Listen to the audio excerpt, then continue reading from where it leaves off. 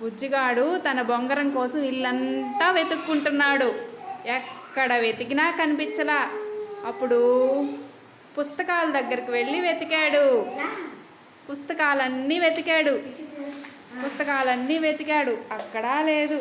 తర్వాత ఆట బొమ్మలన్నీ వెతికాడు. ఆట బొమ్మలన్నీ వెతికాడు, అక్కడ కూడా లేదు. తర్వాత కుర్చీ కింద కూడా వెతికాడు, అక్కడ కూడా లేదు. ఇల్లంతా వెతికాడు, ఎక్కడా లేదు. చివరికి చూస్తూ తోటలోకి వెళ్ళాడు. అక్కడ బామ్మ బొంగరంతో ఆడుకుంటూ కనిపించింది. మా బామ్మ చాలా మంచిది. బామ్మ నా బొంగరం నాకు ఇవ్వవా, ఆడుకుంటాను అంటే, బామ్మ బొంగరంతో ఆడుకుంటుంటే చాలా బాగుందిరా బుజ్జిగా, ఇవాళకి బొంగరంతో నేనే ఆడుకుంటాను అని చెప్పింది. సరే అన్నాడు బుజ్జిగాడు.